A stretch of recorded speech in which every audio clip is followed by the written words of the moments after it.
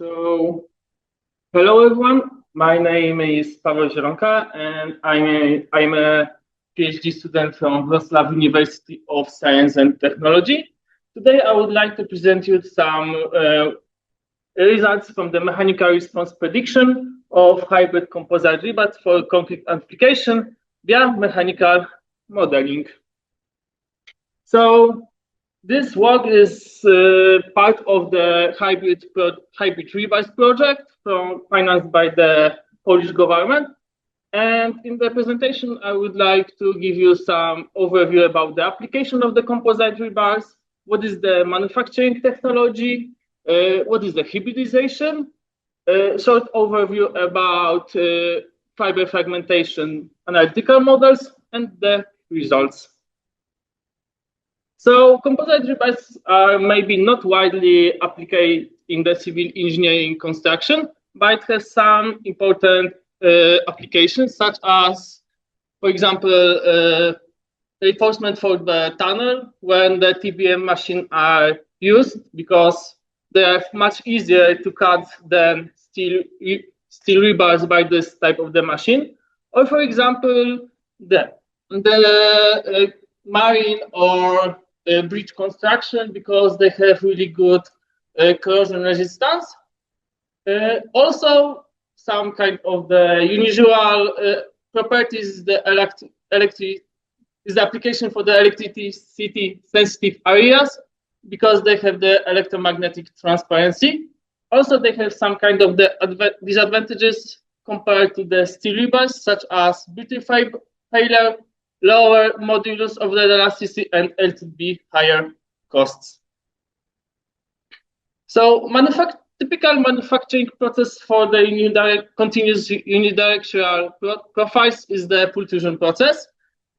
In this type of the process, the continuous rowing is impregnated in the resin bath and then cured in the constant cross-section heat die.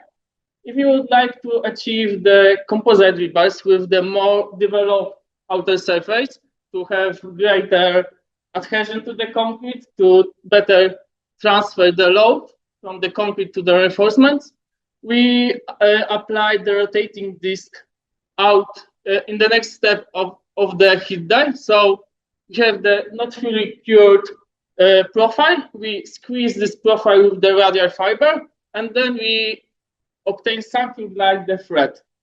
And then we fully cure it in the heat zone area. So the next thing is hybridization, why we use this and why we would like to achieve hybrid composites in this type of the application, because we would like to achieve some kind of the positive effect. So it's something we can apply the weight average rule, something like the rule of the mixture. So here we, for example, have the properties of the glass fiber, here the carbon fiber, and based on the typical of the mixture, mixing this type of the material, we could have, we could be in this, for example, place, but because of the positive effect, we can achieve greater or lower values. And if we talk about the hybrid structure, we can also describe how good we have the distribution of this fiber, because when we just put two materials near each other, we can have the interlayer composite structure, because we have good and visible boundary between these two types of the materials. When we mix it, for example, we have bundle to bundle, or just using more layers in one plate, we have more distribution of the reinforcement. Or if we apply the mixing in the single toe of the fibers, we have the intermingled type of the hybridization.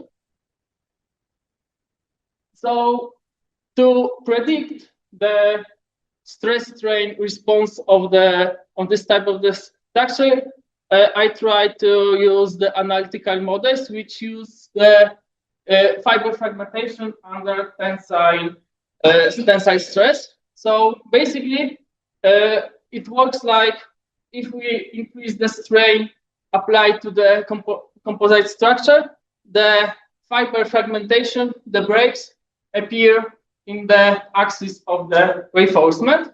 And when the critical number of breaks were exceeded, the composite structure appears failure.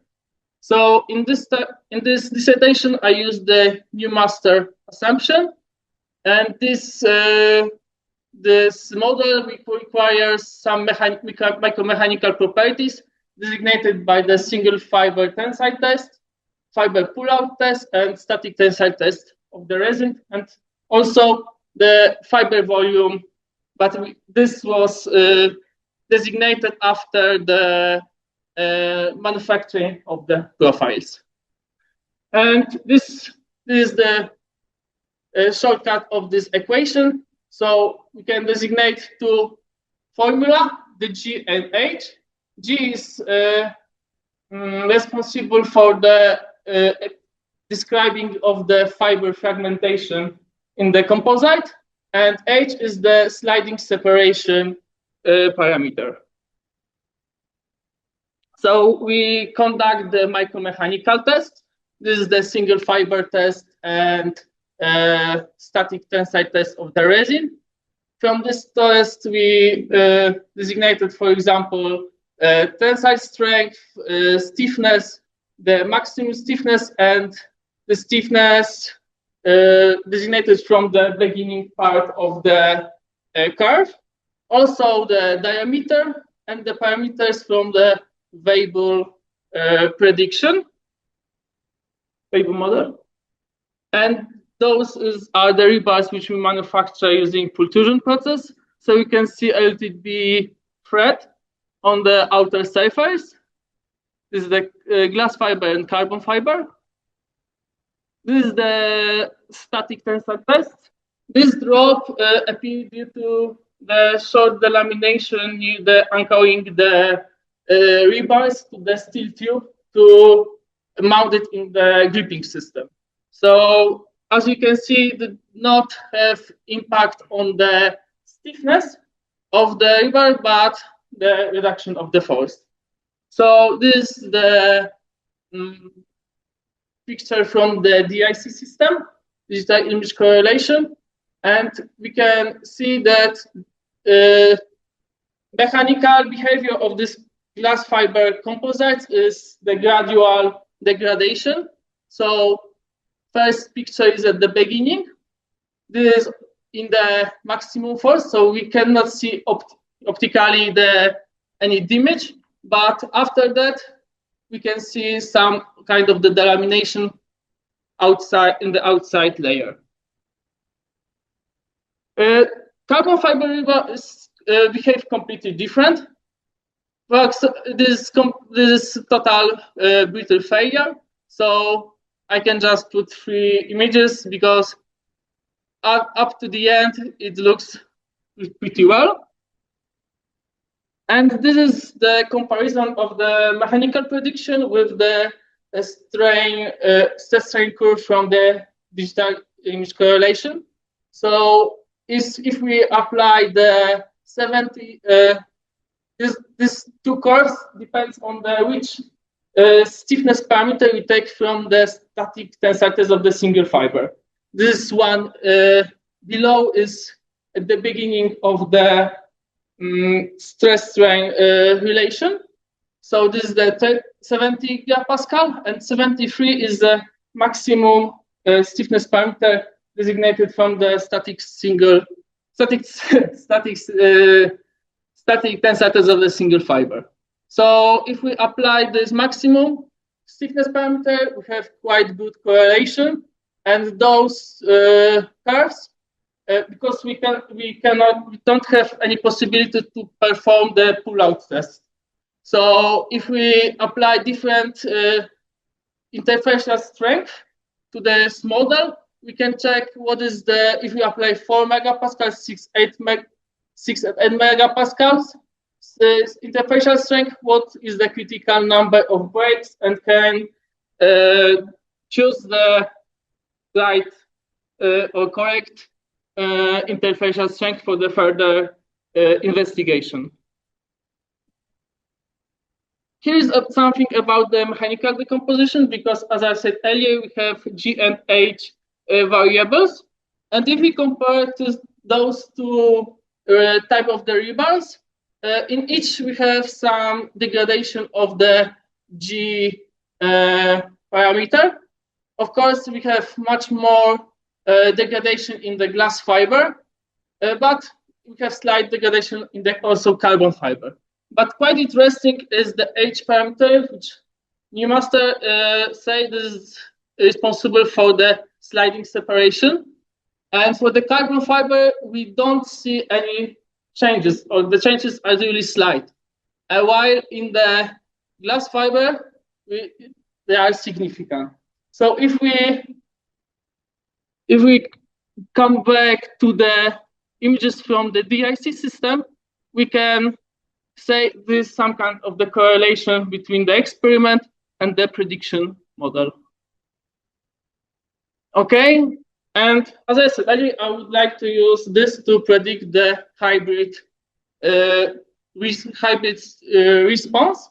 So I use the two assumptions. One, in the interlayer structure, we have a separate formula for the glass fiber and carbon fiber structures. They have different, of course, different stiffness, and also the image index use the stiffness from the specified reinforcement. But in the intermingle, we assume that stiffness is the outcome from mixing of those two reinforcements, and also the image index use those outcome stiffness.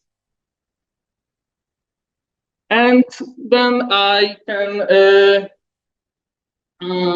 plot the stress strain response.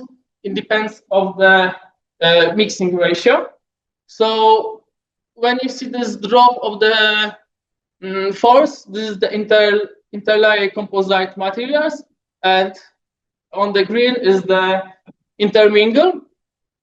So we can see, based on this model, that force drop appear in the same elongation, but of course the initiation of the fragmentation based this